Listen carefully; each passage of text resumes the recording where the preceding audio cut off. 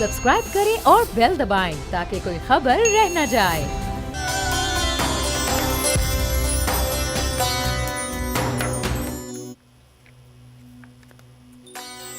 बिस्मिल्लाहिर्रहमानिर्रहीम, अस्सलाम वालेकुम। मैं हूँ वर्दा शुएब और मैं हूँ तलहा जतोई और आप देख रहे हैं दुनिया बोल है रमजान स्पेशल। काम काम काम, दिन रात करें हम काम और काम से थक जाएं तो भी करें हम काम। ये हमने अमूमन मजाक में ये चीज़ें बातें सुनी तो हैं, लेकिन ये कायद-ए-आज़म का कौल भी है कि काम काम और सिर्फ काम। लगता है कि इस कौल को बाकायदा प्रूफ करने का या इसकी मिसाल कायम करने का ज़िम्मा हमारे वज़ीर आज़म साहब शहबाज शरीफ ने उठाया है। वैसे तो उनको सिर्फ 3 दिन हुए हैं वज़ीर आज़म का चार्ज संभाले, लेकिन वो एक लम्हा भी ज़ाया नहीं कर रहे हैं और मुस्तकिल काम काम काम करते दिखाई दे रहे हैं। बाबा कौम मोहम्मद अली जिन्ना रहमतुल्लाह अलैह ने यकीनन ये पैगाम पूरी कौम के लिए दिया था। उन्होंने तो खैर डेमोक्रेसी भी नहीं दी थी, उन्होंने प्रेसिडेंशियल निज़ाम दिया था। न जाने क्यों हम डेमोक्रेसी पे आ गए प्रेसिडेंशियल निज़ाम को छोड़ के। लेकिन एट द सेम टाइम काम काम काम, दिन रात करें हम काम, ये हम कहते तो आए हैं, करते कितना है ये भी हम सब जानते हैं। अपने अपने गिरेबानों में झांक कर देखें तो हकीकत आया है। और रमज़ान में तो और कम काम करते हैं हम कि भाई रोज़ा है रोज़ा है रोज़ा है, काम कम करेंगे। लेकिन शहबाज शरीफ साहब ने आते ही पहले पैसे बढ़ाए, मुराद बढ़ाई, पेंशन बढ़ाई, वज़ारत उज़्मा का मनसब संभालने का उनका तीसरा रोज़ है। तीसरे ही दिन वो कराची आ गए हैं और जिस तरह ये आमद हुई है, रास्ते में जहाज़ में भी बज़ाहिर वक्त नहीं ज़ाया किया गया। जहाज़ में भी वो मीटिंग्स करते हुए आए, जिसकी तस्वीर मरियम औरंगज़ेब ने ट्विटर पर जारी की। अब चाहे नून लीग के मुखालिफिन उसे दिखावा कहें या ये बात वाज़ेह है कि शहबाज शरीफ की काम की स्पीड काफ़ी वाकई तेज़ है और यकीनन स्पीड को हम डिस्कस करेंगे, उनकी कारकर्दगी को भी डिस्कस करेंगे आने वाले वक्त में। पहले नज़र डालते हैं बड़ी खबर पर।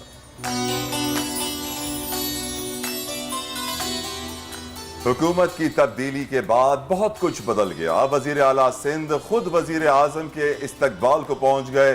सालों बाद गवर्नर हाउस के बजाय वज़ीर आला हाउस में मुलाकातों का मरकज रहा। क्या यह तब्दीली कराची की किस्मत भी तब्दील करेगी?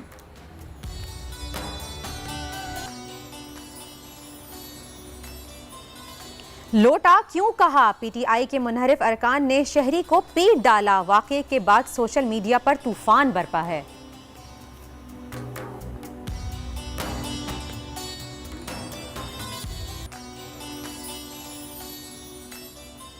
पीटीआई हुकूमत खजाने में कितने अरब छोड़ कर गई। सोशल मीडिया पर बुलंद-बांग दावों की हकीकत क्या है, आज सच से पर्दा उठाएंगे।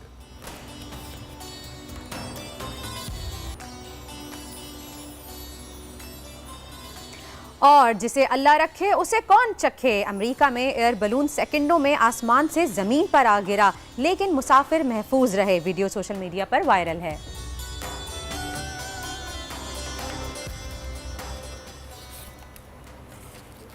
आज का दिन सियासत के मैदान में बड़ा इंपॉर्टेंट है। उसकी वजह यह है कि पाकिस्तान तहरीक इंसाफ के सरबराह और साबिक वजीर आजम इमरान खान ने वाज़ेह कर दिया है कि आज से वो सड़कों पर निकलेंगे। और हम जानते हैं कि वजीर आजम इमरान खान, साबिक वजीर आजम इमरान खान जब भी सड़कों पर निकलते हैं बड़ा शोर शराबा करते हैं, पूरे पाकिस्तान को अपने सर पर उठा लेते हैं। और अब पीटीआई की शहर शहर मुजाहरे ने तो पहले ही अब काफ़ी शोर मचा रखा, लेकिन आज कप्तान खुद मैदान में उतरेंगे। वो तहरीक इंसाफ के गढ़ पेशावर में जलसे से खिताब करेंगे।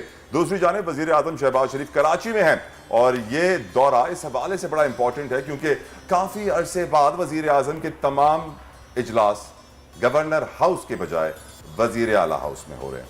और अब से कुछ देर बाद वज़ीर आज़म MQM के मरकज़ बहादुराबाद भी जाएंगे, जहाँ इत्तेहादियों के तहफ़्फ़ुज़ात दूर करने की कोशिश होगी।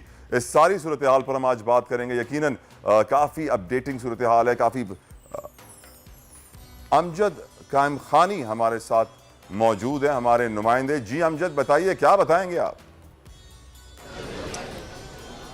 देखिए तला वज़ीर आज़म आज कराची पहुँचे हैं। तीसरा रोज़ है उनको वज़ारत उज़्मा का मनसब संभाले हुए और जैसे ही वो कराची पहुँचे सबसे पहले उन्होंने मज़ार कायद पर हाज़िरी दी है। जो उनके तादी हैं पाकिस्तान पीपल्स पार्टी और MQM के जो रहनुमा हैं वो भी उनके साथ थे। उसके बाद वो CM हाउस गए हैं, जहाँ उन्होंने कराची के तरक्याती पैकेज के हवाले से जो मामलात हैं उन पर एक इजलास की सदारत की है।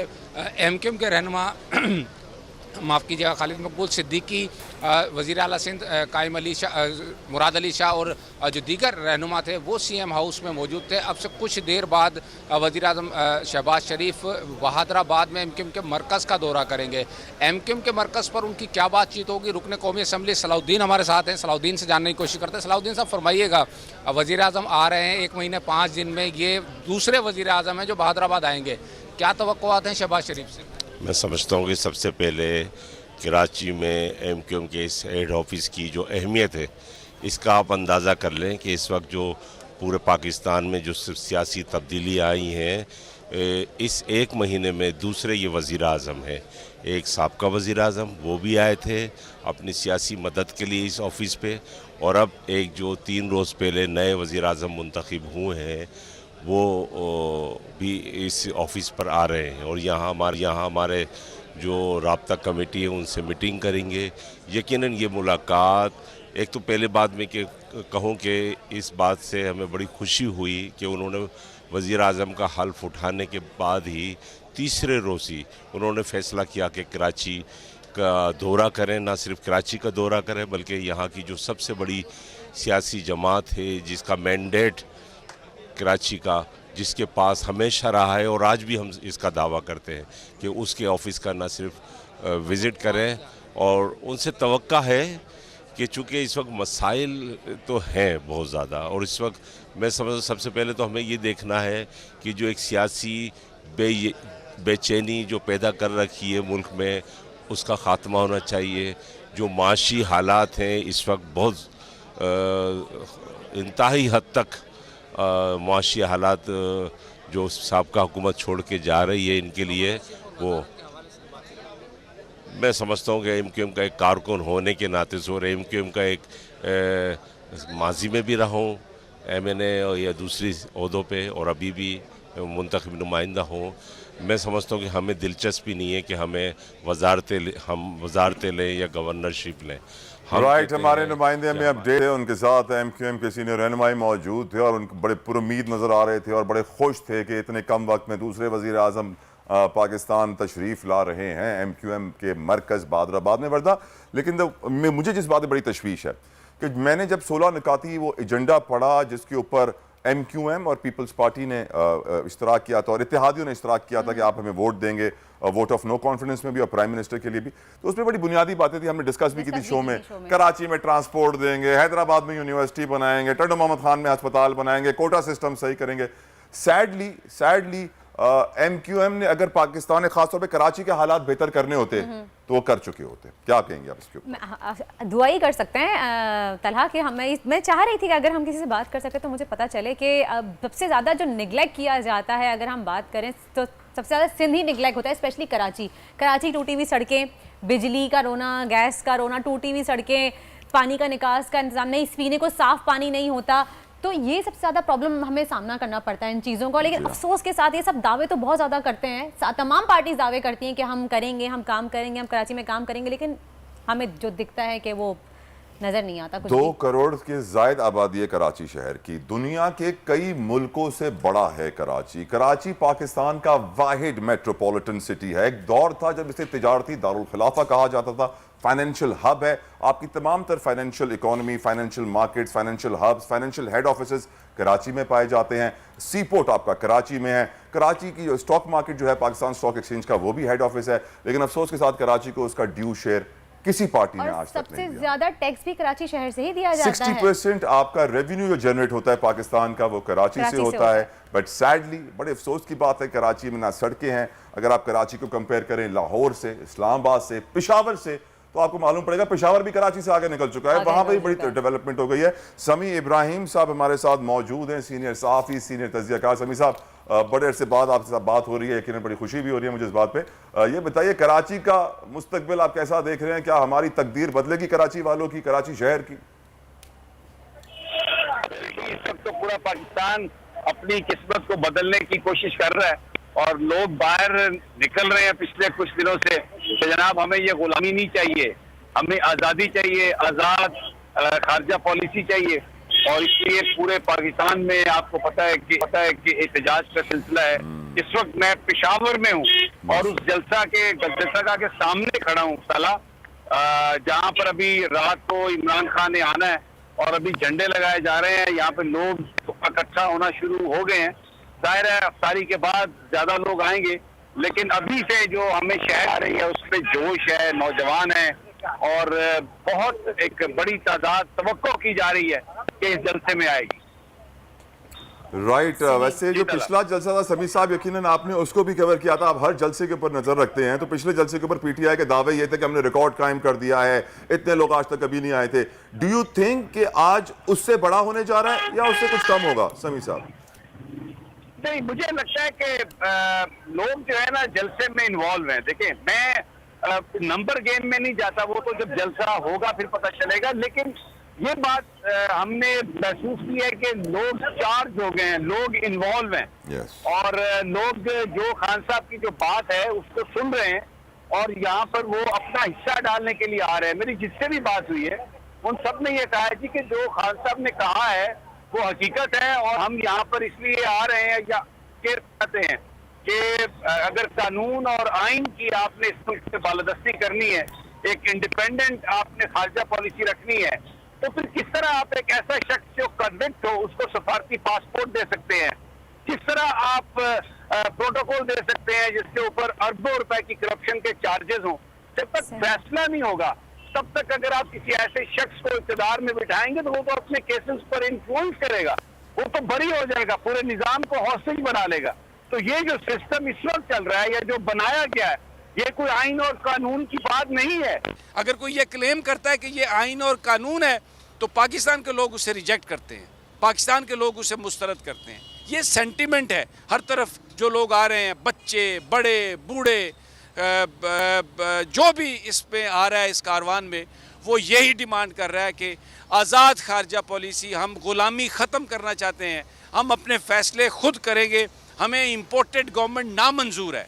तो वेरी वेरी सिंपल, बिल्कुल बड़ी सिंपल बात करते हैं लोग जी। समीर साहब, आपको नहीं लगता कि पीटीआई को असेंबली में रह के मुकाबला करना चाहिए था, जबकि उन्होंने रेजिग्नेशंस दे दिए, और इस तरह के जलसे रोडों पे करना इंटरनेशनली क्या इम्पैक्ट जा रहा है हमारे मुल्क का, कि कहाँ से हमारे मुल्क के लिए अच्छा है कि आए दिन जलसे हो रहे हैं? अभी तो इसका सिलसिला तो जारी रहेगा मुस्तकिल। देखिए, जो डेमोक्रेसी है that is about will of people, और ये आप कह रही हैं बिल्कुल सही है। बहुत सारे लोग इस पर डिबेट कर रहे हैं, लेकिन खान साहब का, इमरान खान का जो इस पर जो नज़रिया है वो यही है कि ऑपोजिशन के होने की वजह से वो हर उस चीज़ को लेजिटिमेसी देंगे, क्योंकि नंबर के गेम पर ये जो एक इम्पोर्टेड नंबर है उस पर वो हर लेजिटिमेसी मिलेगी उस चीज़ को जो इलीगल है। तो इसलिए इस वक्त मुतालबा इंतखाबात का है और हम सारे बाहर सड़कों पे जाके लोगों को ला रहे हैं। अच्छा, ये पुरअमन एहतजाज हैं। आप देखें, इतवार को भी अभी ये जो 2 दिन पहले भी जो हुआ था, सारा जलसे और जुलूस हुए, कहीं पर एक गमला नहीं टूटा, कहीं पर एक पत्ता नहीं टूटा, सारे पुरअमन लोग, और वो आके एहतजाज कर रहे हैं जो पाकिस्तान की तारीख में एक नई चीज़ है। और एहतजाज जमहूरियत का हुस्न ही ये है, डेमोक्रेसी, लोग पब्लिक ओपिनियन को मोल्ड करते हैं। तो I think that is not undemocratic to protest, that is I think in accordance with the spirit of the democracy। जी समीर साहब, ये बताइए कि हमें याद है, तारीख गवाह है, बीबी की शहादत जब हुई थी तो उसके बाद एक सिंपैथी वोट मिला था पाकिस्तान पीपल्स पार्टी को, और इस वक्त भी इमरान खान साबिक वजीर आजम एक तरीके से शहीद कार्ड यूज कर रहे हैं कि मेरी वजारत शहीद हो गई इंटरनेशनल पावर्स की वजह से। डू यू थिंक यहाँ पर भी सिंपैथी वोट बहुत बड़ा पार्ट प्ले करेगा?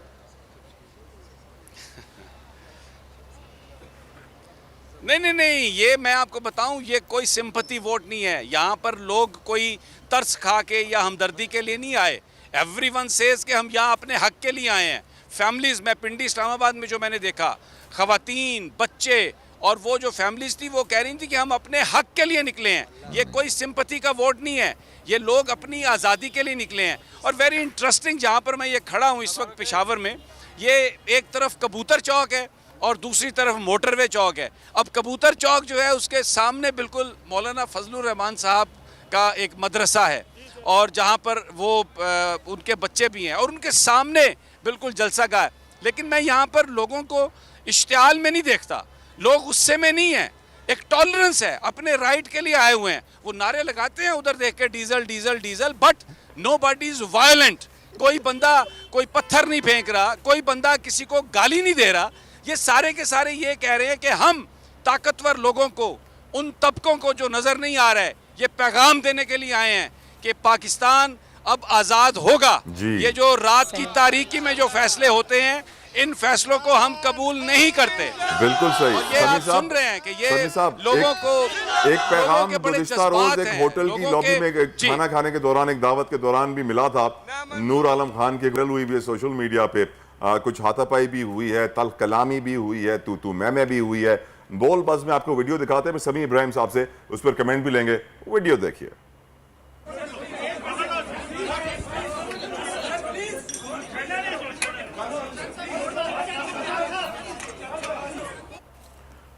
राइट, हम आपको ऑडियो इस वक्त नहीं सुना सकते अपने व्यूअर्स को, क्योंकि यकीनन बहुत सारी तलकलामी, गलत लैंग्वेज यूज़ की गई है, गालियां दी गई हैं। आप देख सकते हैं नूर आलम साहब खुद नूरा कुश्ती में मसरूफ़ हैं, खोखर साहब भी आगे बढ़ते हैं, एक दो मुक्के उन्होंने भी मारे।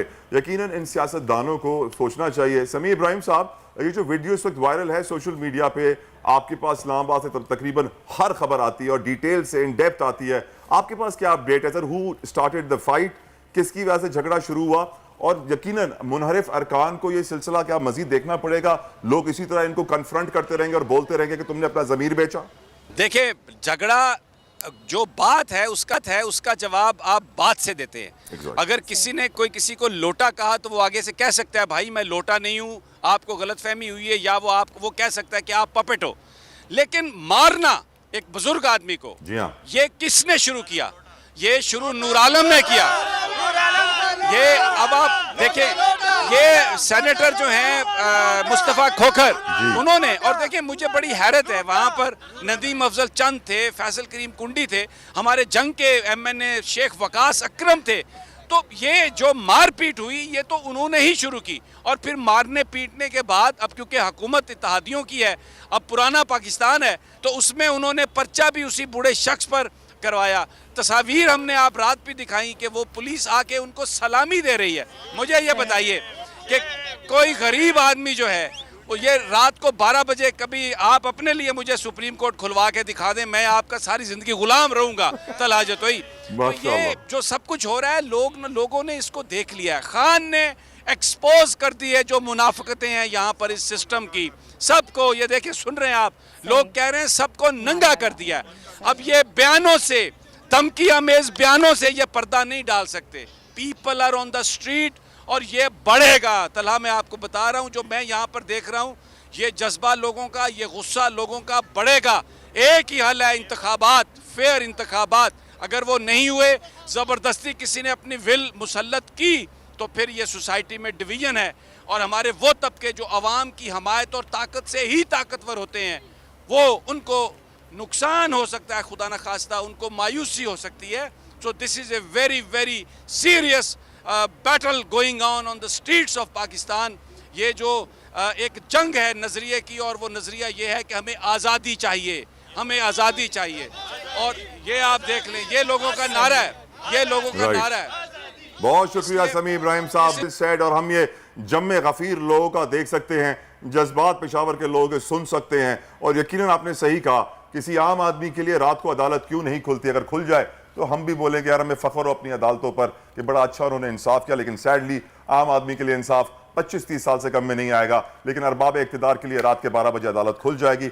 अवाम की कोर्ट में इस वक्त बॉल आ गई है। और वर्दा, बड़ी खूबसूरत बात हमारे चीफ न्यूज़ ऑफिसर फैसल अजीज खान साहब ने भी गुज़िश्ता रोज़ की थी, वो ये की थी कि इमरान खान की बहुत बड़ी अचीवमेंट है कि जो लोग 50 सालों से एक दूसरे से मुकाबला करते थे पावर में आने के लिए, आज वो सब एक दायरे में खड़े हैं, एक डी में खड़े हैं, और खान अकेला खड़ा उनका मुकाबला कर रहा है। यकीनन मौला अली अलैहिस्सलाम का भी कौल है कि मेरे बताए हुए रास्ते पे चलोगे, हक पे चलोगे, तो अकेले रह जाओगे। और दूसरी बात, ये इमरान खान साहब ने पहले ही कहा था, जब उन्होंने वजीर आला का अपना ओहदा संभाला था, तो उन्होंने पहले ही कहा था ये बात कि ये सारे एक हो जाएंगे, तुम लोग देखना। अब देखना है मुंह कहां छुपाएंगे मुनहरिफ अराकीन, कहां झगड़े करेंगे। अवामी नुमाइंदे होकर बुजुर्ग पे हाथ उठाना, बुजुर्ग पे FIR कटवाना, शर्म आनी चाहिए। यहाँ मैं एक बात ऐड करना चाहूंगी, आप सल्लल्लाहु अलैहि वसल्लम ने फरमाया है कि मेरी उम्मत के बुजुर्ग की इज्जत करना ऐसा है जैसे मेरी इज्जत करना। बेशक। आप सोचिए कि कहाँ हम बात करते हैं इस्लामी जमहूरिया पाकिस्तान की, हम बात करते हैं इस्लाम की, एक दूसरे की रिस्पेक्ट करने की, और बड़े अफसोस के साथ कि आपने एक बुजुर्ग शहरी के ऊपर जिस तरह से हाथ उठाया कि आप उम्र का लिहाज ही भूल गए, बड़े अफसोस की बात है। खैर आगे बढ़ाते हैं प्रोग्राम को। सियासी सूरत हाल में तो बहुत गर्मा गर्मी चल रही है, ये बात हम सब जानते हैं, लेकिन हमारे साथ मौजूद हैं मारूफ एस्ट्रोलॉजिस्ट AS चौधरी उर्फ मामू, जिससे बात करते हैं हम। जी बताइएगा मामू के क्या शहबाज शरीफ बतौर वजीर आजम कामयाब हो पाएंगे? सितारे क्या कहते हैं उनके?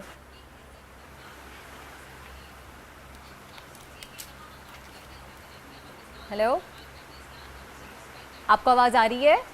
हेलो जी आवाज आ रही है, बड़ा शोर है, डिस्टर्ब है आवाज। अच्छा, अब आपको आवाज आ रही है? मेरा सवाल था आपसे कि क्या शहबाज आप बेहतर है शरीफ, कुछ। जी अब बेहतर है आपको आवाज? जी तो बताइएगा कि शहबाज शरीफ बतौर वजीर आवाज आजम कुछ कामयाब कम हो करो, पाएंगे? थोड़ी सी।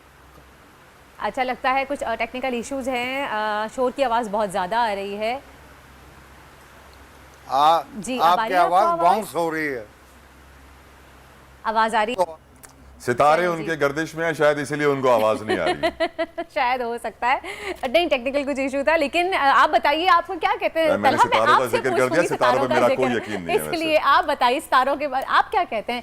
शहबाज शरीफ की हुकूमत कैसी लग रही है आपको? कुछ कामयाब होते नजर आ रहे मेरी हैं? नज़र में जो भी शख्स सच कुरान में है, देखो मैं क्या कहूँ, मेरे रब सुब्हानहू व तआला अल्लाह सुब्हानहू व तआला ने वाज़ेह कर दिया, जैसे लोग वैसे हुक्मरां। अगर आप चाहते हैं आपके हुक्मरां बेहतर हो तो मिन हैसल कौम आप कचरा रोड पे फेंकना छोड़ दें, मिन हैसल कौम आप झूठ बोलना छोड़ दें, मिन हैसल कौम आप अवाम की खिदमत में लग जाए। ये ना सोचे कि मुझे मेरे अकाउंट भरने हैं चाहे हलाल हो या हराम। मिन हैसल कौम ये सोचना शुरू कर देंगे हम अपने बच्चों के पेट में जो लुकमा डाल रहे हैं वो हलाल है कि हराम है। सूद से दुश्मनी करें, अल्लाह के बताए हुए, रसूलुल्लाह सल्लल्लाहु अलैहि वसल्लम के बताए हुए रास्ते पर चलें। बिल्कुल सही, आपकी बिल्कुल सही। लेकिन तलहा, जहाँ कुछ लोग बुरे होते हैं वहाँ कुछ लोग अच्छे भी होते हैं। बेशक इस दुनिया में Sadly अच्छे लोग देखें, कायम वरना हैं, हकीकत ये इसलिए है, थोड़ी बहुत दुनिया भी कायम है। मेजॉरिटी पाकिस्तानियों की अच्छी नहीं है, तभी शहबाज शरीफ खैर चलें, ऐसे खैर, लीडर्स आ रहे हैं। ब्रेक लेते हैं, ब्रेक ब्रेक के का बाद वक्त हो गुफ्तगू गया। जारी रहेगी, हमारे साथ रहिए। ये हमारी गुफ्तगू जारी रहेगी।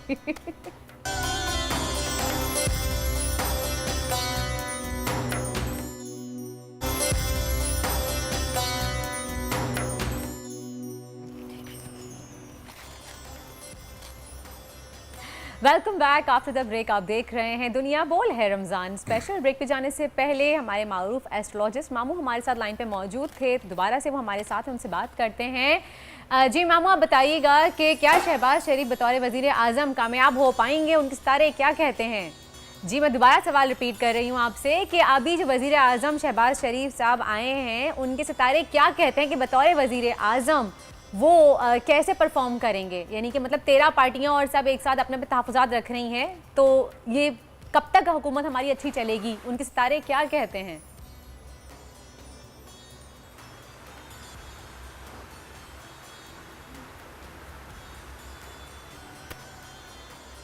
चलें जी, टेक्निकल इश्यूज़ की वजह से शायद उनको आवाज़ नहीं पहुंच पा रही है। तो खैर आगे बढ़ते हैं हमारे शो में। हम बात करते हैं दो ऐसी बच्चियों का, दो छोटी नन्ही बच्चियां जो एक फेफड़ों की बीमारियों में मुब्तला हैं, और बहुत ही अफसोस के साथ ये कहना पड़ा है कि उनको इस तरह की बीमारी है जिसका इलाज पाकिस्तान में मुमकिन नहीं है। जब डॉक्टर से बात हुई थी, डॉक्टर्स ने कहा तलहा कि उनको जर्मनी भेजना पड़ेगा उनकी सर्जरीज के लिए। अल्लाह अकबर। हमारे मुल्क में वर्दा बड़ा अलमिया है, डिलेमा है। बहुत अफसोस की बात है कि इलाज मुआलजे के अखराजात सबसे बड़ी वजह है गुर्बत में इजाफे के। यानी अगर कोई गरीब शख्स बीमार हो जाता है तो न सिर्फ वो अस्पतालों में दर दर की ठोकरें खाएगा, बल्कि वो अपनी जिंदगी भर की जमा पूंजी लगा देगा अपने इलाज के लिए, और फिर उसके पास खाने को पैसे भी नहीं होंगे। अफसोस के साथ हमारे मुल्क में बेसिक हेल्थ यूनिट्स ना होने के बराबर हैं। अब आप इन दो बच्चियों को देखें, 2.5 साल की सैयदा अनीसा और 1 साल की सैयदा तकदीस फेफड़ों की बीमारी का शिकार है, पल्मोनरी हाइपरटेंशन में मुब्तला हैं, जिसके इलाज के लिए डॉक्टर्स ने इन बच्चियों को जर्मनी रेफर किया था। लेकिन जर्मनी के डॉक्टर्स ने उनके दिल और फेफड़ों की बैक वक्त 2 सर्जरीज के लिए अमेरिका के अस्पताल भेजने का मशवरा दिया, जहां इन बच्चियों के दोनों सर्जरीज के अखराजात 6 करोड़ रुपए बताए गए, जो कि ऑफ कोर्स इस फैमिली के लिए भरना नामुमकिन था। इतनी रकम तो उनके पास थी नहीं। उस वक्त ये हुआ कि अमेरिका के डॉक्टर्स ने इन बच्चियों के लिए 24 घंटे का सफर खतरनाक करार दिया और इंडिया में एक हॉस्पिटल को ये केसेस रेफर किए। अब मुंबई में इन बच्चियों की सर्जरी मुमकिन है, लेकिन इसके लिए भी 70 लाख रुपए दरकार हैं। इस वक्त ये दोनों प्यारी सी बच्चियां अनीसा और तकदीस अपनी वालिदा के साथ हमारे साथ हैं, जबकि उनके वालिद सैयद साकिब साहब हमें लाहौर स्टूडियो से ज्वाइन कर रहे हैं। इसके अलावा क्योर पाकिस्तान वेलफेयर से सैयद सीरत अब्बास जैदी साहब भी हमारे साथ मौजूद हैं। आप तमाम लोगों का हम बेहद शुक्र अदा करेंगे। पहले तो मैं यकीनन इन दो बच्चों की वालिदा से बात करना चाहूँगा कि एक बड़ा इम्तिहान है, कुरान पाक में यकीनन लिखा हुआ है कि औलाद के ज़रिए हम आपका इम्तिहान देंगे, और आप लोग तो सैयदज़ादे हैं, माशाल्लाह से अहले बैत हैं, इम्तिहान से आप लोग नावाकिफ़ नहीं हैं। जब नबी करीम मोहम्मद मुस्तफ़ा सल्लल्लाहु अलैहि वसल्लम का इम्तिहान करबला तक चला और उनके लाल वहाँ शहीद हुए, तो यकीनन हमें भी अब हमेशा तैयार रहना चाहिए किसी भी इम्तिहान के लिए, और आप यकीनन एक इम्तिहान से इस वक्त गुजर रही हैं। मुझे ये बताइए कि पाकिस्तान में बहुत सारी तंजीमें हैं, मुखैर हजरात हैं, आपने किसी से रब्ता किया, कोई आपकी तरफ आगे आया कि हम आपकी मदद करना चाहते हैं?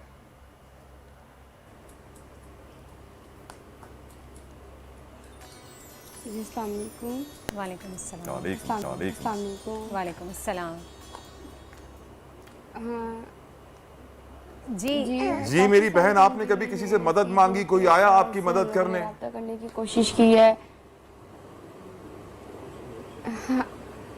हाँ जी, हम लोगों ने बहुत सारी तंजीमों में अप्लाई किया, मतलब उन लोगों को बताया है, सब कुछ कहा है।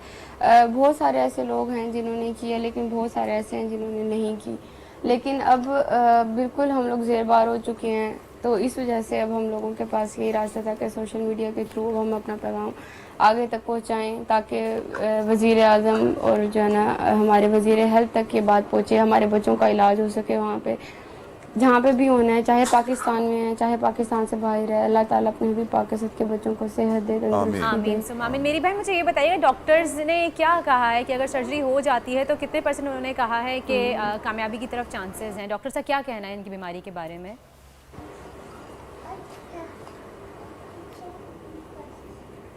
डॉक्टर से रब्ता हुआ है माशाल्लाह से। ऐसे बहुत सारे पेशेंट्स हैं, बहुत सारे ऐसे मैंने देखे हैं, उस पर भी उन्होंने बताया भी है उन्होंने कि जो उनकी सर्जरी वगैरह होती है, बच्चे माशाल्लाह से अब तक बिल्कुल लाइव हैं और अपना मतलब सब कुछ वो खुद से सेटलमेंट कर रहे हैं। राइट, इन बच्चों के वालिद साकिब साहब भी हमारे साथ मौजूद हैं। साकिब साहब, मैं आपसे पूछना चाहूँगा, पाकिस्तान के लिए हमेशा से कहा जाता है कि हम बहुत चैरिटी देने वाले नेशन है, और अल्हम्दुलिल्लाह हम हैं भी, इसमें कोई शक नहीं है। आप कहाँ के दरवाजे खटखटाए, आपने किस किस से मदद मांगी, कौन से इदारे थे जो आपकी मदद के लिए पहुंचे, और हमारे मुल्क में निज़ाम क्या है? लोगों को जरा बताएं तो सही कि जब किसी के बच्चे ऐसी बीमारियां मुब्तला होते हैं तो फिर क्या कुछ देखना पड़ता है?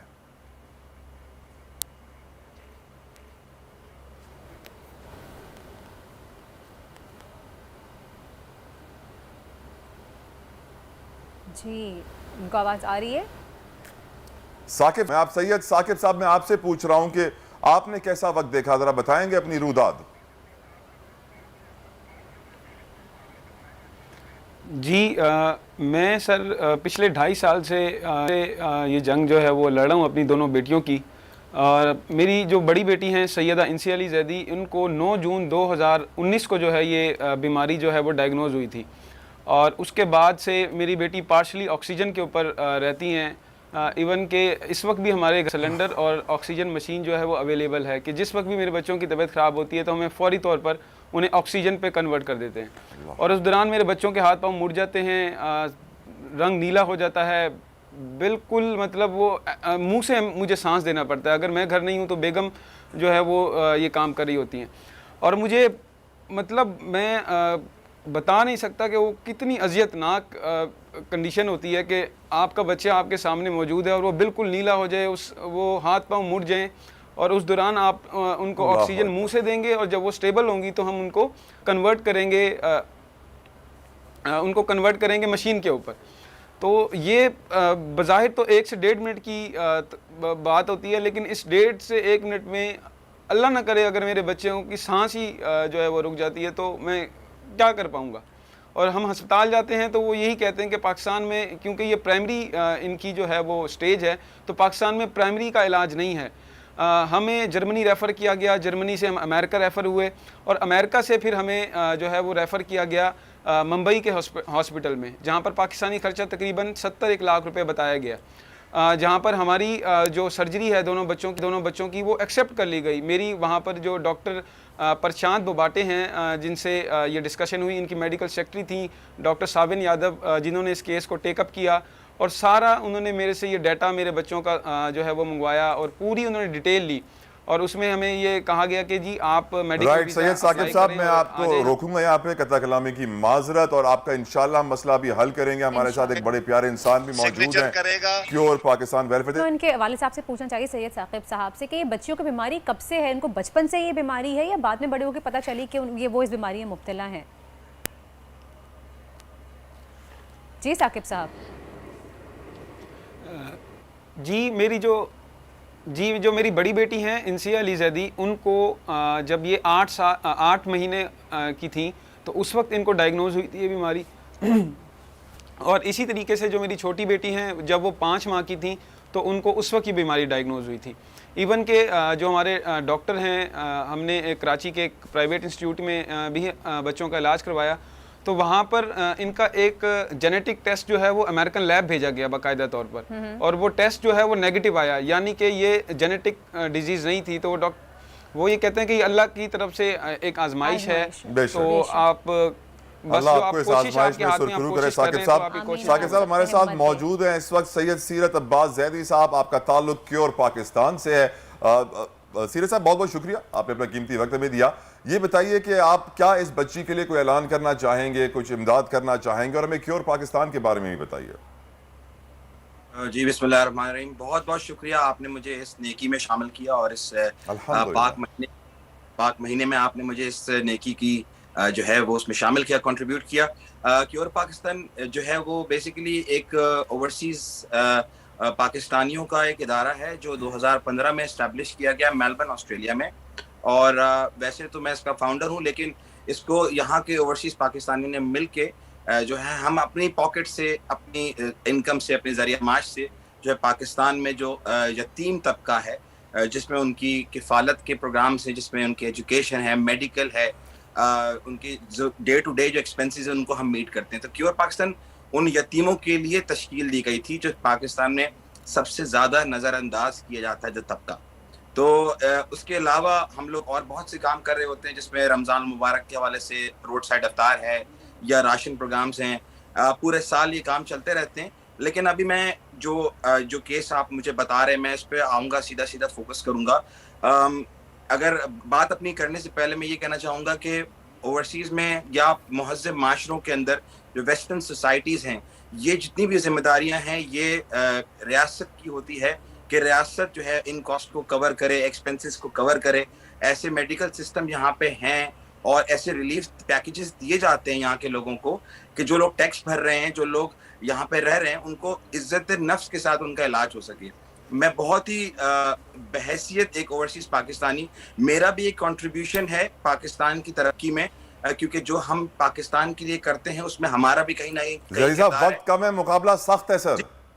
जी मैं बस ये कहना चाहूँगा कि ये जो मुझे कॉस्ट बता रही हैं, इस कॉस्ट के लिए मैं कोशिश ये करूँगा कि कुछ ऐसे लोगों को पैचअप करूँ जो इतनी बड़ी कॉस्ट को बेयर कर सके, जो हमारे ही बोर्ड के लोग हों या हमसे कनेक्टेड हों, क्योंकि 70 लाख रुपए जमा करने के लिए इंशाल्लाह हम पूरी कोशिश करेंगे कि, और इनसे मुझे ये कहिए कि अपना कांटेक्ट मुझसे शेयर कर लें, जो भी चीज़ें हम इनसे मांगेंगे मैं अपने जो डोनर्स हैं, जो लोग हैं, मैं उनसे उनको कनेक्ट करवाऊंगा ताकि हर चीज़ ट्रांसपेरेंसी के साथ हो, क्योंकि इतनी बड़ी कॉस्ट को कवर करने के लिए उन पोटेंशियल लोगों का सामना आना बहुत ज़रूरी है जो इस कॉस्ट को कवर कर सके, ताकि ये प्रोसेस ना रुके। क्योंकि आप चंद लाख रुपए दे दें उसके बाद ये प्रोसेस रुके तो कोई फायदा नहीं है इस चीज का। तो राइट, सैयद सीरत अब्बास जैदी साहब, क्योर पाकिस्तान से आपका ताल्लुक है, आपने वादा किया कि आप मदद करेंगे और हम उम्मीद करते हैं कि आप इस रखेंगे, क्योंकि सैयद ज़ादे हैं तो ऑफकोर्स खैरात, सदकात और ज़कात से इनकी मदद नहीं की जा सकती है। आप तो फैमिली का भी हम शुक्र अदा करते हैं कि वो आए हमारे शो पे। बढ़ते हैं बिजनेस न्यूज़ की जानिब, शामिल करेंगे अपना सेगमेंट उतार चढ़ाव, जिसके लिए हम चल रहे हैं अब मुदस्सिर इकबाल की जानिब। Over to you Mudassir. बहुत शुक्रिया तला। उतार चढ़ाव में बहुत सी बातें इस वक्त हो रही हैं, तो लेकिन उसके साथ साथ जो माजी की हुकूमत है पाकिस्तान तहरीक इंसाफ, उसके हवाले से बहुत ज़्यादा बातें हो रही कि हुकूमत ख़त्म होने के बाद सोशल मीडिया पर ख़बरों और तबसरों और तज्जियों का अंबार लगा हुआ है। इस वक्त सोशल मीडिया पर मुल्क के रिजर्व अकाउंट पर भी एक बहस छिड़ी है, लेकिन हकीकत क्या है तो वो हम जानने की कोशिश करेंगे। हमारे साथ इस वक्त मौजूद हैं शब्बर जैदी साहब, फॉर्मर चेयरमैन भी रहे FBI के। बहुत शुक्रिया शब्बर जैदी साहब आपके वक्त का। सर, ये बहुत क्लेम किया जा रहा है कि 28 अरब डॉलर 21 अरब डॉलर हुकूमत ये छोड़ कर गई है, और जो पाकिस्तान मुस्लिम नून है वो कह रहे हैं कि ख़जाना तो खाली करके गई है। सर, हकीकत क्या है कि कितना पैसा था जब ये हुकूमत ख़त्म हुई है? देखिए, इसको जरा सीधा पूरी पर्सपेक्टिव में देखें। जब 2018 में पाकिस्तान की गवर्नमेंट आई थी, इमरान खान की गवर्नमेंट आई थी, तो 2018 30 जून 2018 जो था वो पाकिस्तान का सबसे बड़ा करंट अकाउंट डेफिसिट था, और हमारा तकरीबन उस साल का डेफिसिट 20 बिलियन डॉलर था। तो ये बिल्कुल हकीकत है कि 2018 जो पाकिस्तान इमरान खान की गवर्नमेंट ने हुकूमत संभाली थी, तो ये बहुत खराब साल था पाकिस्तान का। मगर ये भी एक हकीकत है कि जो अब साल गुजर रहा है, ये 2022 जो है, वो भी तकरीबन उतना ही करंट अकाउंट डेफिसिट आ रहा है।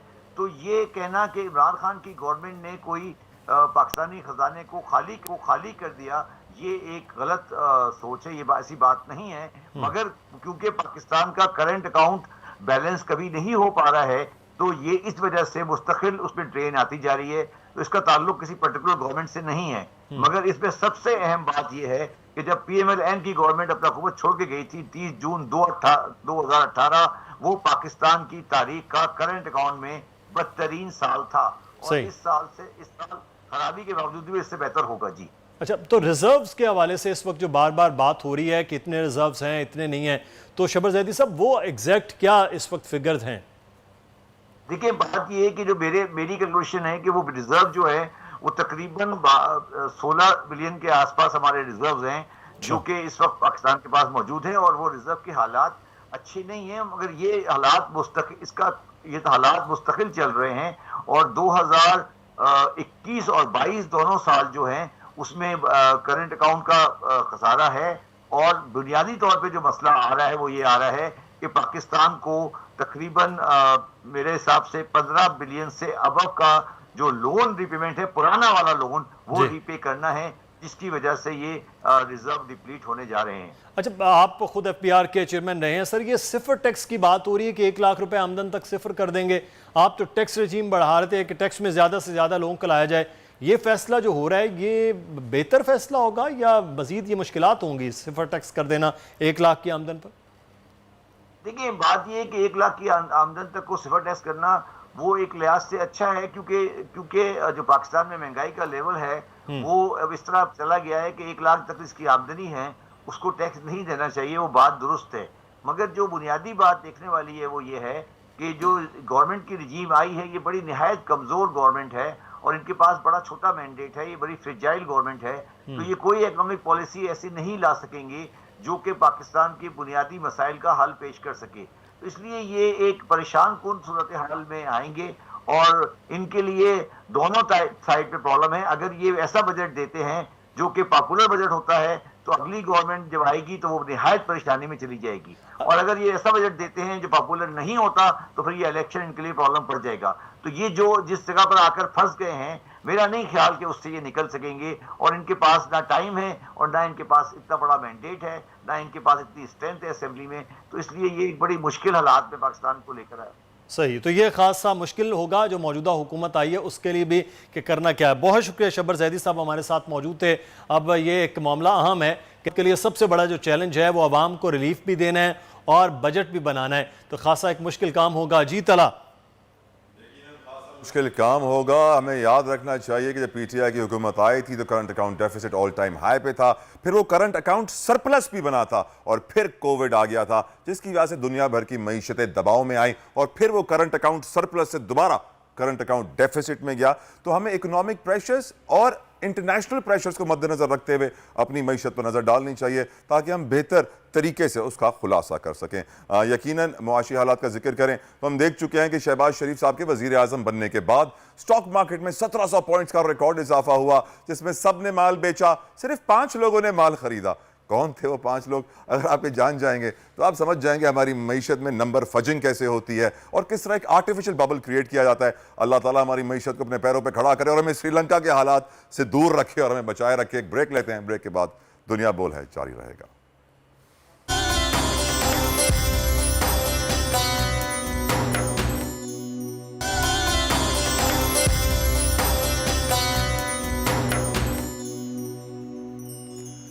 दुनिया बोल है रमजान स्पेशल में आपको कहेंगे वेलकम बैक, और बड़े इंपॉर्टेंट इश्यूज है जो हमें डिस्कस करने थे और डिस्कस कर भी चुके हैं आज के प्रोग्राम में, लेकिन इस वक्त हमें जाना है डालडा के दस्तरखान की तरफ। लेकिन उससे पहले मैं इंट्रोड्यूस करवाना चाहूँगा, मुझे मेहमान ने ज्वाइन किया मेरे सेट पे, मेरे स्टूडियो में नाता हैं कामरान शेख सुहरवर्दी साहब, बहुत बहुत शुक्रिया।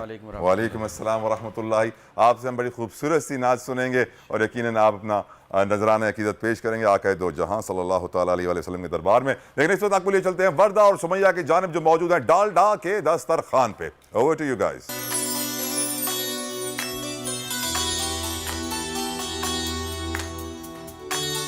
This segment is brought to you by Dalda लाया इस रमजान, ज्यादा बरकत ज्यादा बचत। डालडा।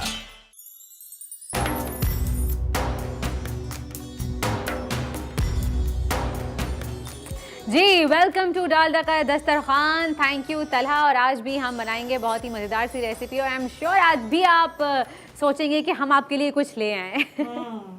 कैसी है सुमैया? वालेकुम अस्सलाम, क्या हाल है? ठीक हूँ, आप कैसी हैं? बिल्कुल ठीक। कहाँ चली जाती हैं सुमैया? आपको हम इतना मिस करते हैं। मेरे साथ कोई हेल्पर नहीं होता किचन में, किससे हेल्प लूँ? आई एम सॉरी, और मैं अपने व्यूअर्स को बताना चाहती हूँ कि ज़ाहिर है कुछ बीमारी और परेशानी, अल्लाह ताला सबके लिए आसानी करे इस बाबरकत महीने में, और मैं आपको भी ज्वाइन करती रहूँ और हमारे व्यूअर्स को भी ज्वाइन करती रहूँ इंशाल्लाह। बिल्कुल। तो भैया आप देख रही हैं कुछ नया एडिशन है हमारे किचन में? जी बिल्कुल, मैं देख रही हूँ, बहुत कुछ मैं नोटिस भी कर रही हूँ, और बहुत सारे मुझे मसाले नज़र आ रहे हैं। बिल्कुल, मसाले आए हैं, मेहरान के मसाले हैं, मसाले स्ट्रेट स्पाइसेस भी आए हैं, उनकी रेसिपी मिक्स भी हैं, सॉसेस भी हैं, और मेहरान के जो मसाले हैं उनका एक स्पेशल अरोमा होता है। सबसे अच्छी बात मेहरान के मसालों। अच्छा, चलिए आपका फेवरेट, तो आज मैं आपकी फेवरेट रेसिपी बना रही हूँ। अच्छा जी, क्या बना रही हैं? मैं आज बना रही हूँ तंदूरी कीमा। वाओ, तंदूरी चिकन तो हमने बनाया है, लेकिन तंदूरी कीमा बनाइएगा, क्योंकि भाई सहरी में कोशिश होती है ज़्यादातर हम कीमा खाएं, और बहुत शौक से खाया जाता है, या फिर ईद वगैरह पे आप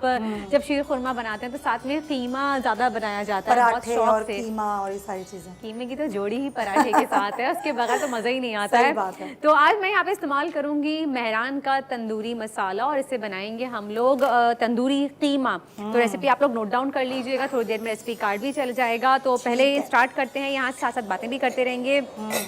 मेरे पास यहाँ पे ये चिकन का लिया है, क्योंकि जो लोग कुछ कंफ्यूज भी हैं कि बीफ खाएं ना खाएं, तो आप मटन का कीमा भी ले सकते हैं, आप बीफ का कीमा भी ले सकते हैं, आप चिकन का कीमा भी ले सकते हैं, जो आपको अच्छा लगे। लेकिन हाँ, ये मटन या बीफ में बहुत मज़े का बनता है। ठीक है, तो ये मेरे पास है आधा किलो कीमा। हम एक बोल ले लेते हैं पहले, मिक्सिंग बोल। मेरे पास यहाँ पे मैं दही यूज़ करूँगी सबसे पहले। 3/4 कप दही लेना है हमें। अब आप मुझे स्पून देंगी? ठीक। 3/4 कप जी, 3/4 कप दही लेके आपने उसको विस्क कर लेना है। वैसे ऑलरेडी फेंटा हुआ रखा हुआ है, ये ले लिया हमने यहाँ पे। अच्छा, अब इसमें जाएगा मेहरान का तंदूरी मसाला। सबसे आसान है कि आपको कुछ और एक्स्ट्रा चीज़ें लेने की ज़रूरत नहीं, सिर्फ मेहरान का तंदूरी मसाला आपने लेना है। और लहसुन अदरक का पेस्ट है मेरे पास यहाँ पे 1 टेबलस्पून, ये जाएगा इसमें। लेमन जूस ऐड करूँगी अराउंड 2 टेबलस्पून, एक अच्छे से खटास का फ्लेवर आ जाएगा इसमें, ये ऐड किया। अच्छा, लेमन जूस आपके पास ऑप्शनल है, आप चाहें तो आप आखिर में भी ऐड कर सकते हैं, वरना आप पहले भी। अच्छा जी, ये मेहरान का तंदूरी मसाला, ये हम इसमें ऐड करेंगे 3 टेबलस्पून, या फिर आप इसमें थोड़ा सा आधा बढ़ा भी सकते हैं, आधा चम्मच, अगर आपको ज़्यादा स्पाइसी पसंद है तो बहुत ज़्यादा, अकॉर्डिंग टू योर टेस्ट। ठीक है जी, ये मुझे दे दीजिए ताकि मैं यहाँ पे रख दूँ। जी, हम मेहरान का तंदूरी मसाला बना रहे हैं। सबसे अच्छी बात मेहरान की ये है कि मेहरान के चाहे स्ट्रेट स्पाइसेस ले लें आप, स्ट्रेट स्पाइसेस में इनके आते हैं हल्दी, धनिया, काली मिर्च, गरम मसाला, नमक, ये सब आता है।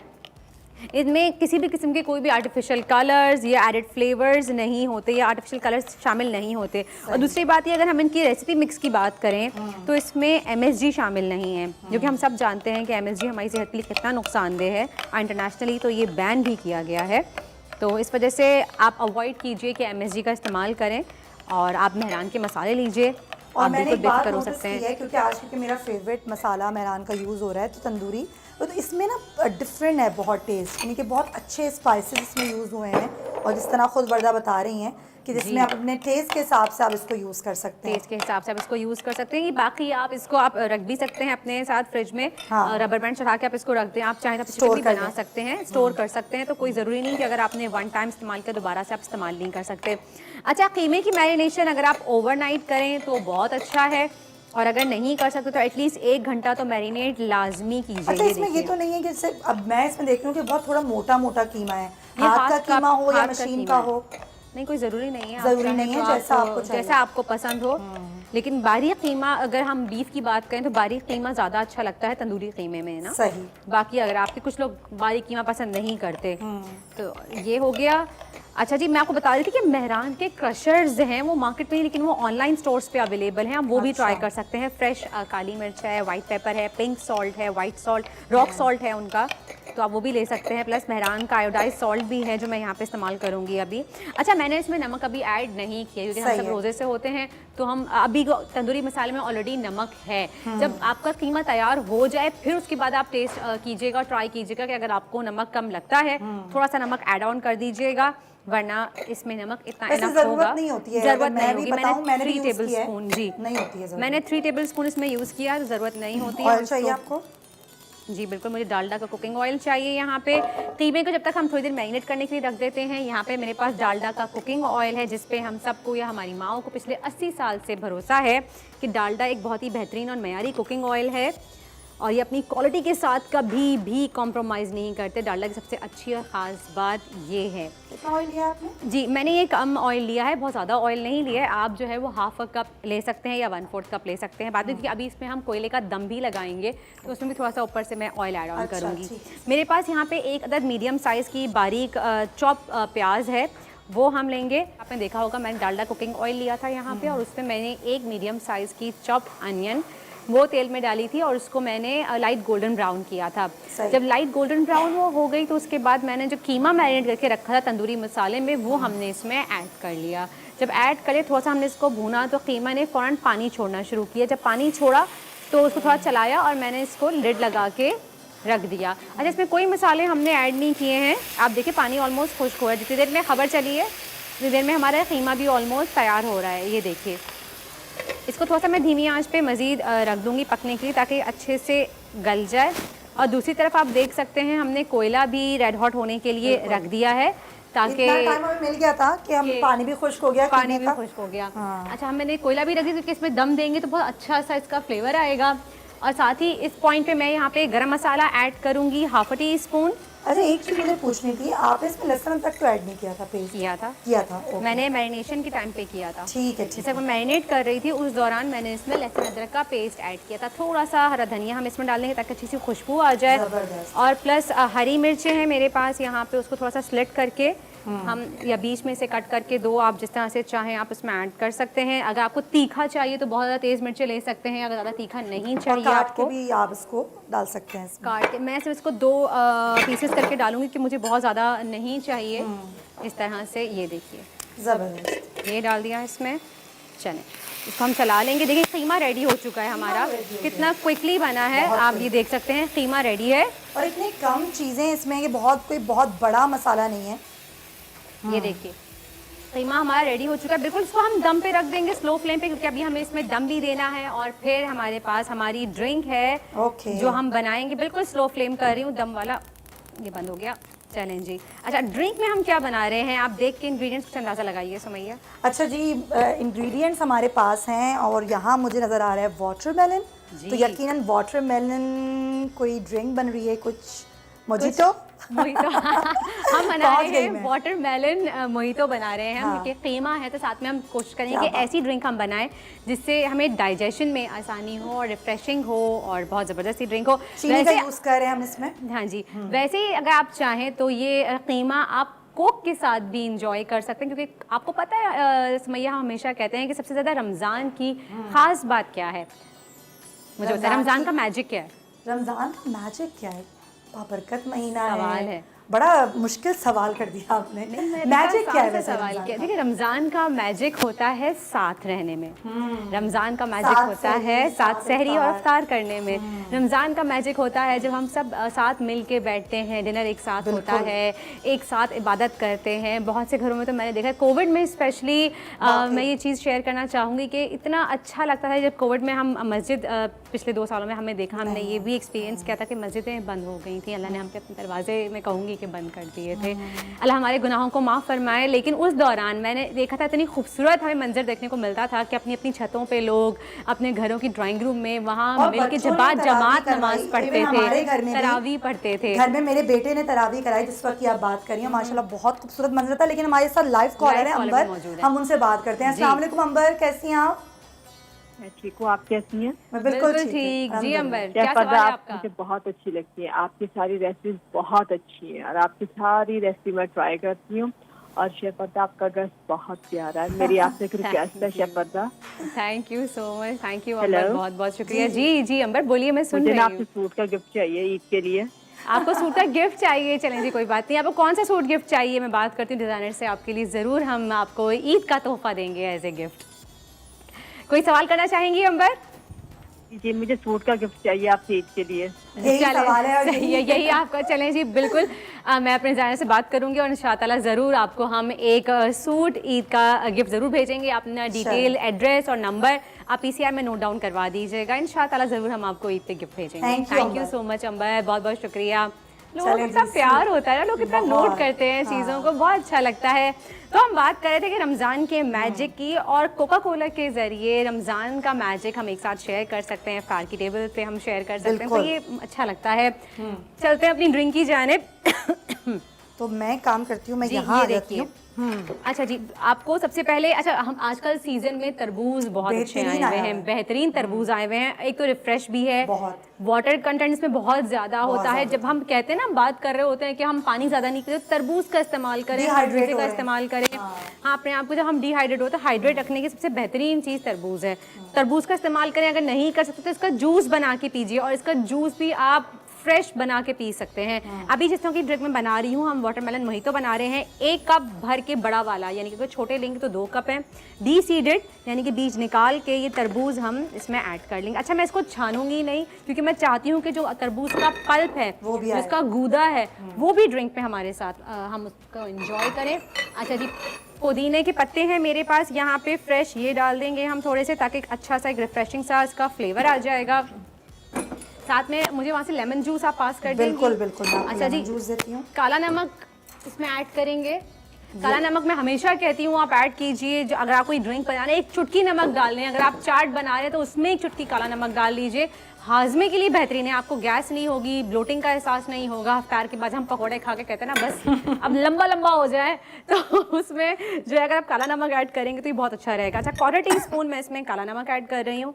अच्छा, काला नमक अपने खानों में भी ऐड कर सकते हैं, पता है, आप नॉर्मल नमक डालें और अच्छा, रेसिपी कार्ड चल रहा है तंदूरी कीमे का, ये जरूर नोट डाउन कर लें। रेसिपी कार्ड नोट डाउन कर लें। और जब तक मैं यहाँ पे बताती भी चलूँ, मैं थोड़ा सा लेमन जूस ऐड किया है मैंने। अच्छा, मुझे लगता है वर्दा इतनी अच्छी ड्रिंक्स की रेसिपीज बता रही हैं, हमने घर में जो शरबत बना रहे होते हैं, उससे बेहतर है कि आप फ्रेश जो फ्रूट्स हैं उनका इस्तेमाल करें, क्योंकि इससे पहले बिल्कुल मैं हमेशा से कहती हूँ कि फ्रेश फ्रूट्स का इस्तेमाल करें, स्पेशली इफ्तार के टाइम पे जब हम ड्रिंक्स की बात कर रहे होते हैं, तो हम चाहते हैं कि ऐसी ड्रिंक भी जो आपके लिए अच्छी भी हो, हेल्दी भी हो जाए आपके लिए। सही बात है। अच्छा, यहाँ पे मैं कार्बोनेटेड वाटर ऐड कर रही हूँ 1.5 कप।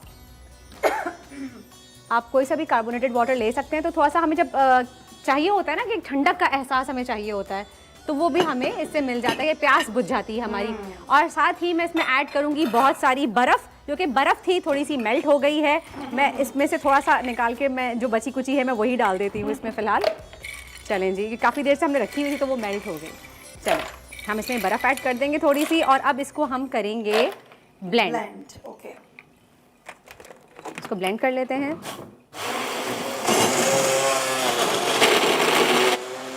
बहुत ज़बरदस्त सा ड्रिंक तैयार हो रहा है।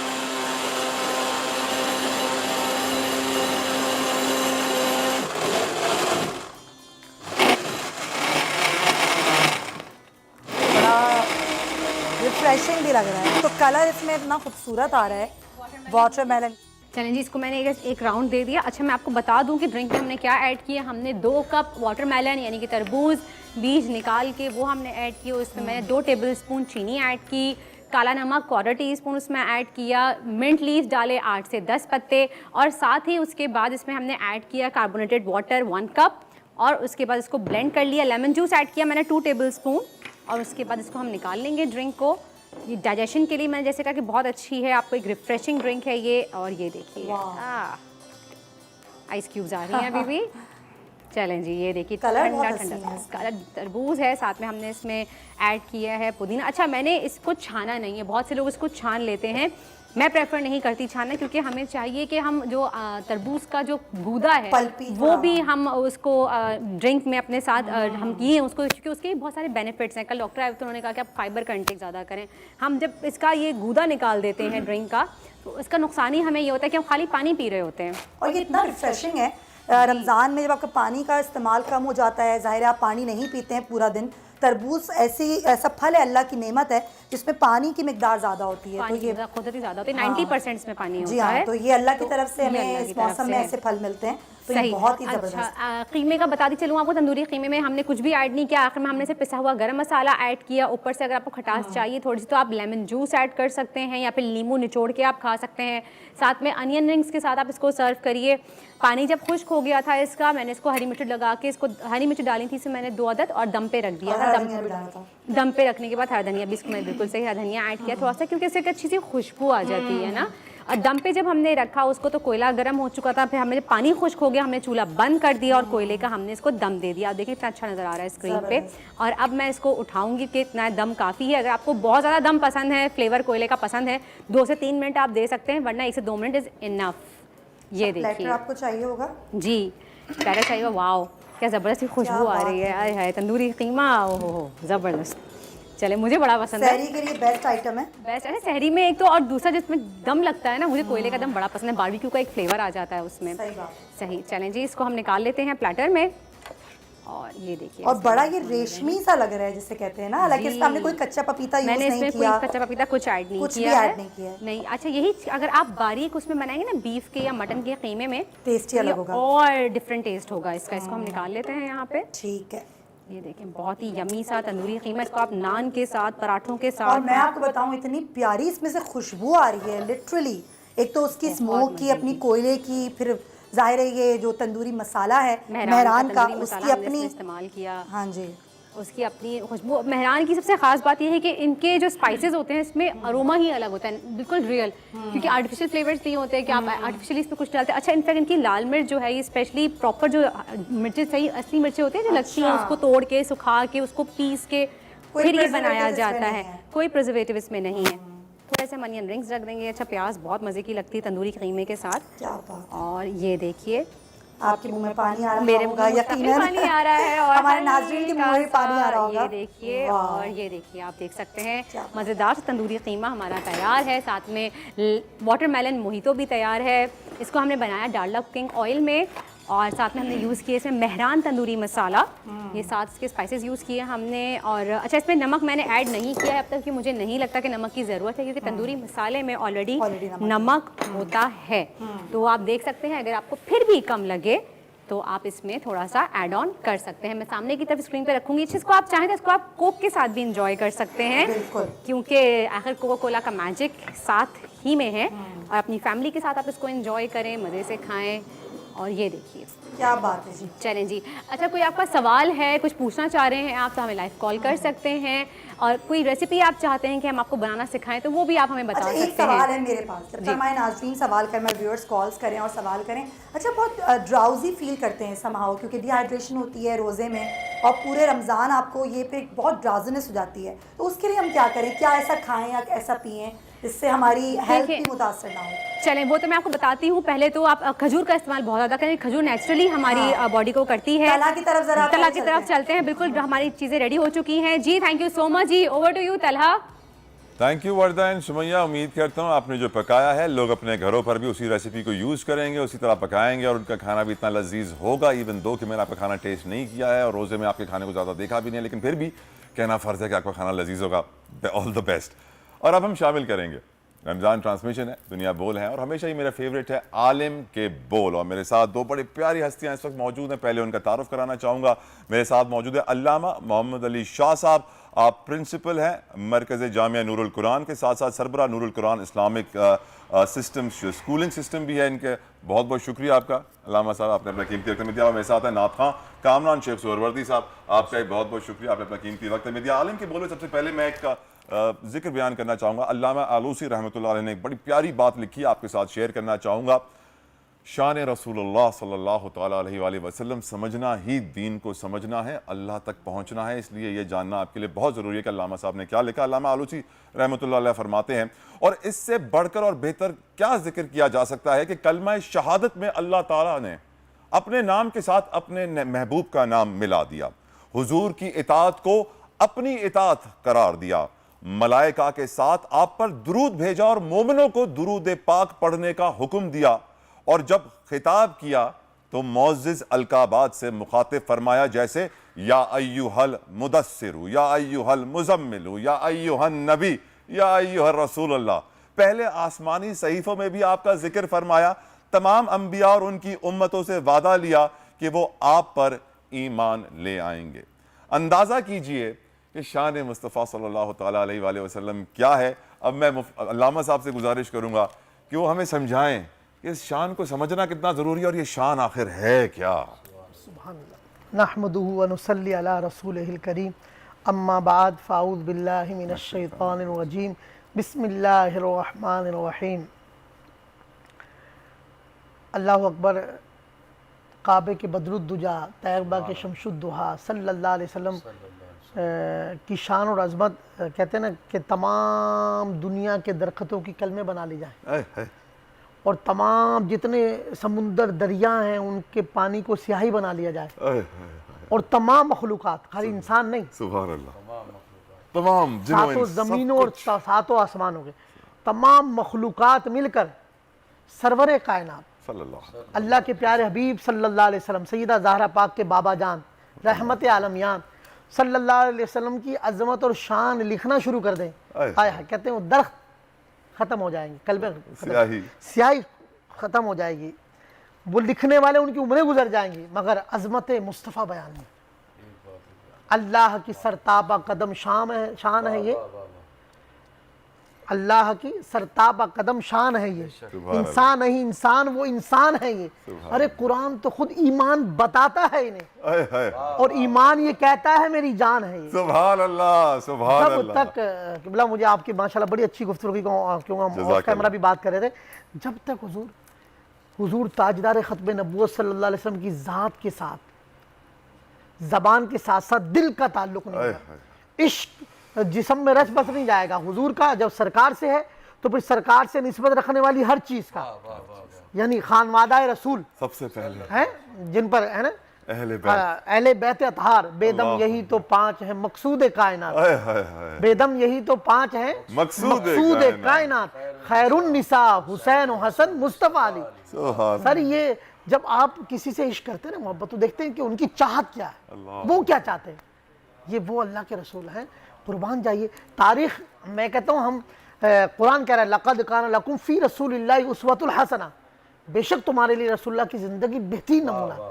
जब औरतों को और लड़की पैदा हो तो उसको ज़िंदा दरगोर कर दिया जाए, उसको नहस समझा जाए, और कुर्बान जाइए क्या कहना रहमतुल लिल आलमीन की तरबियत का, सय्यदा तय्यबा ताहिरा माँ खातून जन्नत शहजादी कौनैन हैं, जन्नत की मलका हज़रत सय्यदा ज़हरा पाक ज़हरा बतूल फातिमातुज़ ज़हरा सलामुल्लाह अलैहा व अबीहा बारगाह रिसालत में आए, हुजूर खड़े हो जाए, अल्लाहु अकबर, और कहें फिदा का उम्मी व अबी हैं, ए फातिमा मेरे माँ बाप तुझ पर कुर्बान, बाप बेटी के लिए कह रहा है, क्या अज़मत है यार, क्या मोहब्बत का ताल्लुक है, मोहब्बत नहीं मोहब्बत थी हुजूर, और फिर खड़े हो जाए और अल्लाहु अकबर, बाद है कि आपके सर को बोसा दे और अपनी जगह बिठाएं, कौन, इमामुल अंबिया। सर इस घराने की अजमत समझने के लिए बहुत, मैं कहता हूँ इश्क चाहिए, मोहब्बत चाहिए, ये तो वो हस्ती है, इनका नाम लेने से हम पाक हो जाते हैं सर। बस अब इश्क कैसे पैदा करना है और इस इश्क की आग को बढ़ाना कैसे, इसके ऊपर बात करूंगा, लेकिन मोहम्मद जानजेब मेरे साथ एक कॉलर है मुल्तान से। पूछिए जानजेब साहब क्या पूछना चाहेंगे। अस्सलाम वालेकुम सर। वालेकुम अस्सलाम रहमतुल्लाह। सर मेरा सवाल ये है कि हमारा जो मुल्क का निज़ाम है वो सूदी निज़ाम है। हमने ये मुल्क हासिल किया था, यहाँ पे कलमा तौहीद ला इलाहा इल्लल्लाह मुहम्मद रसूलुल्लाह का बोलबाला होगा। क्या हमारे मुल्क के अंदर Islamic state bank of Pakistan आज तक नहीं बन सका? तो अल्लाह और रसूल से दिलाना जंग कर रहे हैं, सूदी निज़ाम में बसे हुए हैं। तो उसके खात्मे के लिए सर एक निज़ाम लेकर आया हूँ। मेरा विजन है कि अल्लाह का दिया अल्लाह की राह में खर्च करें। उससे मैं चाहता हूँ बोल न्यूज़ चैनल मेरा साथ दें। बहुत अच्छा सवाल है आपका जहांजेब साहब, बहुत बहुत शुक्रिया, आपने इतना इंपॉर्टेंट इशू उठाया और मेरी कोशिश होगी कि मैं मैनेजमेंट से डिस्कस करूं और आपसे हम रब्ता करें और आपका साथ भी दें। यकीनन ये इशू उठाना चाहिए। लेकिन बड़ा अच्छा सवाल था अल्लामा साहब, सूदी निज़ाम में हमारा मुल्क चल रहा है, नाम इस्लामिक रिपब्लिक ऑफ पाकिस्तान है और पाकिस्तान का मतलब क्या हम नारा लगाते हैं ला इलाहा इल्लल्लाह। क्या आप अग्री करेंगे पाकिस्तान का मतलब है कि यहाँ तो शराब के लाइसेंस भी हैं, यहाँ तो अल्लाह माफ़ करे हर किस्म का गुनाह होता है, मुसलमान कई टुकड़ों में टूट चुके हैं, आप कैसे देखते हैं? अल्लाह अकबर, बहुत अहम टॉपिक है हज़रत। अगर हम गौर करें कि ये पाकिस्तान बनाने के लिए हुआ क्या, कि उस वक्त हालात क्या थे। 20 लाख जाने देकर, अल्लाह जनाब 20 लाख जाने देकर और कम पेश हज़ारों माँ और बहनों बेटियों की इसमत दरी हुई। सैकड़ों माओं ने अपने हमल गिरा दिए और वो कहते थे सीने पे गोली खाएंगे, पाकिस्तान बनाएंगे। जज्बा देखे सर, यानी वो पाकिस्तान इस्लामी जमहूरिया पाकिस्तान बनने के लिए, इसके वजूद के लिए अपनी जानों के निशाने देने पर फख्र महसूस करते थे। जैसे आज अफवाज पाकिस्तान बॉर्डर पर हमारे फौजी जो है शहादत को अपने लिए समझते हैं, बिल्कुल। और हमारी माएँ फख्र से कहती है कि मैं शहीद की माँ हूँ। सर तो पाकिस्तान तो इसलिए बना था कि पाकिस्तान का मतलब क्या, ला इलाहा इल्लल्लाह, दस्तूर रियासत क्या होगा, मोहम्मद रसूलुल्लाह। तो बदकिस्मती है कि हमने यहूद व नसारा की, यूरोप की ग़ुलामी में हम जकड़े गए। तो हज़रत बहुत ज़रूरी है कि जब तक अमली तौर पर हम कुरान और सुन्नत, बेशक हम कुरान और सुन्नत को लेंगे, और जब तक वही आप वाली बात के ज़बान से कह दिया ला इलाहा इल्लल्लाह तो क्या हासिल, शायर मशरक़ी कह रहे हैं लामा इकबाल, जब तक ज़बान से कह दिया ला इलाहा इल्लल्लाह तो क्या हासिल, जब तक दिल और निगाह मुसलमान ना हो तो कुछ नहीं। तो सर असल तो ये है कि हमें इस्लाम को अपने अंदर रखना, अपनी सीरत के अंदर। लोग फख्र करें देखो ये मुसलमान आ रहा है, लोग हमें देखकर फख्र महसूस करें। आज क्या वजह है कि हमारे जो बामल मुसलमान है, जो इस्लाम पर चल रहे हैं, थ्योरी नहीं प्रैक्टिकल, यूरोप में इस्लाम तेजी से क्यों फैल रहा है, वजह क्या है? वहाँ वो अमल करके दिखा रहे हैं, वो न्यू मुस्लिम, वो उनके अंदर सच्चाई है सर, वो कुरान का मुताला कर रहे हैं, वो झूठ नहीं बोलते, वो सूद से बच रहे हैं। तो सूदी निज़ाम के लिए बड़ी अच्छी ज़रूरी है। हज़रत इस पर कई इस्लामी नज़रिए मुस्लिम इसमें कोशिश भी की गई। हमारा आपको पता है ज़ालिम माशरा जो हम किस डगर पे चल पड़े, लेकिन ये ज़रूरी है कि हम अपनी औलाद को हराम से बचाएं, शिकम को लुकमा हराम से बचाएं। जब भी हम जो है हम मुत्तकी और परहेज़गार होंगे, जब भी तो हमें पता चलेगा कि अहले बैत की शान क्या है और दर मुस्तफ़ा क्या है। अल्लामा इकबाल रहमतुल्लाह अलैह का आपने नाम लिया तो उनका बड़ा प्यारा कौल है कि इंसान लकड़ी की तरह है और मौला हुसैन आग है। जब ये लकड़ी आग में जाती है तो मशल बन जाती है। अल्लाह ताला हम सबको मशल बनने की तौफीक अता फरमाए। अब मैं गुजारिश करूंगा कामरान शेख सुहरवर्दी साहब से कि वो अपना नजराना अकीदत पेश करें, क्योंकि वक्त की पाबंदी रहती है और बातें ऐसी हो रही होती है कि दिल नहीं चाहता कि हम अब कोई भी अपने आप को रोके और बातें करता रहे। बिस्मिल्लाह। अभी तला भाई माहौल बन गया है अहले बैत की शान का और सरकार की शान का, इंशाल्लाह उसी के मुनासिबत से कलाम पेश कर रहा हूँ। मैं तो पंजतन का गुलाम हूँ, मैं तो पंजतन का गुलाम हूँ, मैं मुरीद खैरुल्लाह नाम हूँ, मैं फकीर खैरुल्लाह नाम हूँ, मैं गुलाम इब्ने गुलाम हूँ, मैं तो पंजतन का गुलाम हूँ। वो नस्ल घटाने से घटी है न डली है, जो आल मोहम्मद के घराने में पली है, जो तिफल है इस घर का वली इब्ने वली है। शादाब उस नखल की एक कली है, क्योंकि उस बाग का माली तो हुसैन इब्ने अली है। मैं तो पंजतन का गुलाम हूँ, मैं तो पंजतन का गुलाम हूँ। मुझे इश्क है तो खुदा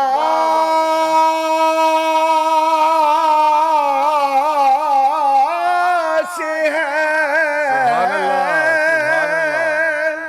मुझे इश्क है तो रसूल से, ये करम है आले रसूल का, ये करम है ज़हरा बतूल का। मेरे मुंह से आए महक सदा, जो मैं नाम लूं तेरा झूम के।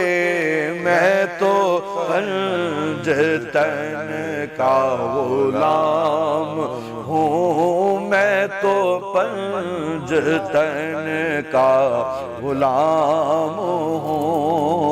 क्या बात रज़ा उस चमनिस्तान करम की, ज़हरा है कली जिसमें हुसैन और हसन फूल। मैं तो पंजतन का गुलाम हूँ। माशाल्लाह माशाल्लाह। मुझे इश्क सरे वो समर से है, मुझे इश्क सारे चमन से है, मुझे इश्क उनकी गली से है, मुझे इश्क उनके वतन से है, मुझे इश्क है तो अली से है, मुझे इश्क है तो हसन से है, मुझे इश्क है तो हुसैन से, मुझे इश्क शाहे ज़मन से है। मैं तो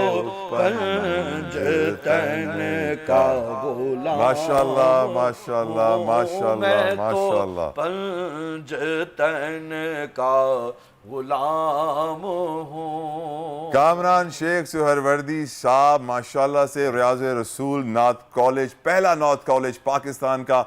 यकीनन आज इनकी नात मैंने सुनने के बाद मुझे भी इश्क हो गया है इनके अंदाज से, इनकी आवाज़ से, और स्कूल से भी हम भी जाएंगे, स्कूल को चेक करेंगे। मैं शुक्रिया अदा करूँगा सुहरवर्दी साहब आपका भी, अल्लामा मोहम्मद अली शाह साहब आपका भी। अल्लाह ताला आपको हमेशा ऐसे ही ताहयात आबाद रखे। बहुत बहुत शुक्रिया, और हमेशा ऐसे ही अहले बैत का गुलाम बनाए रखे। आमीन सुमा आमीन। आगे बढ़ते हैं और यकीनन अब बात करेंगे, हम हमेशा अपने प्रोग्राम में बात करते हैं इफ्तारी की। इफ्तारी करीब आ रही है और बहुत सारे मुखय्यर हज़रात इफ्तारियों का सामान बांटते हैं। यूटिलिटी स्टोर्स पर कीमतें बढ़ रही हैं। हम देख रहे थे हमेशा यूटिलिटी स्टोर्स पर रमज़ान पैकेज की अशिया मिलती हैं, चीनी, आटा। सुधीर चौधरी लाहौर से हमारे साथ मौजूद हैं। सुधीर बताइएगा यूटिलिटी स्टोर्स पर क्या सूरत हाल है? बताया जा रहा है कि शहबाज शरीफ साहब के वज़ीर आज़म बनने के बाद चीनी का रेट फ़ौरन से 9 रुपये बढ़ गया है। जी बिल्कुल, वफाकी हुकूमत की हदायत पर यूटिलिटी स्टोर्स पर चीनी की कीमत में 9 रुपये किलो इजाफा कर दिया गया है, और इस तरह चीनी की कीमत 85 रुपये से बढ़कर 94 रुपये फ़ी किलोग्राम कर दी गई है। यूटिलिटी स्टोर्स हुकाम के मुताबिक शनाख्ती कार्ड दिखाने पर चीनी 85 रुपये फ़ी किलो मिलेगी। ताहम एक शख्स एक वक्त में 5 किलो चीनी खरीद सकता है। दूसरी तरफ उनका ये भी कहना था कि एक माह के दौरान चीनी रमज़ान पैकेज के तहत सिर्फ 5 किलो ही खरीदी जा सकती है, जबकि अज़ाफ़ी चीनी खरीदने पर 94 रुपये फ़ी किलो के हिसाब से बिल देना होगा। उधर केन कमिश्नर पंजाब के मुताबिक पंजाब में चीनी की पैदावार 51 लाख मेट्रिक टन रही है, जो कि हमारी ज़रूरत से ज़्यादा है। उनका ये भी कहना था गुज़श्ता साल 39 लाख टन चीनी पैदा हुई थी, ताहम इस साल तकरीबन 13 लाख टन चीनी पैदा हुई है। ओपन मार्केट में चीनी की कीमत 85 रुपये से बढ़कर 90 रुपये से बढ़कर 95 रुपये फ़ी किलोग्राम कर दी गई है, जिस पर लोगों ने तशवीश का इजहार किया। सुधीर चौधरी रिपोर्ट करती स्टोर्स के हवाले से। हम उम्मीद करते हैं कि यूटिलिटी स्टोर्स का ऑपरेशन अपनी परफॉर्मेंस को इम्प्रूव करेंगे। ऑफ कोर्स गवर्नमेंट चेंज हुई है, इनके आला हुकाम भी चेंज हुए होंगे, शायद इस वजह से भी हम प्राइस कंट्रोल मैकेनिज्म में कुछ लूप होल्स देख रहे हैं। वर्दा ने मुझे ज्वाइन कर लिया है, वो डालडा के दस्तरखान से वापस हमारे सेट पर आ गई है। प्रोग्राम का वक्त खत्म हुआ चाहता है, लेकिन उम्मीद करते हैं कि हमारा प्रोग्राम देखने वालों को पसंद आया होगा। वर्दा आप कुछ हाँ, मैं उम्मीद करना चाह रही थी कि दुआ कर रही थी कि अल्लाह ताला अब यूटिलिटी स्टोर्स में जिस तरह की नई हुकूमत जिस तरह से काम कर रही है, परफॉर्म कर रही है, बहुत तेज़ भाग रही है, आगे बढ़ रही है, आटे की कीमतों में फ़ौरन कमी का ऐलान किया था, तो हमें चीज़ें यूटिलिटी स्टोर पे वैसे के वैसे ही मिल जाएँ। इसी के साथ ही प्रोग्राम का वक्त ख़त्म होता है। कल फिर मुलाकात होगी आपसे एक नए शो के साथ। टिल देन अपना बहुत बहुत ख्याल रखिएगा, दुआ में मुझे और मेरी टीम को याद रखिएगा। अल्लाह हाफ़िज़।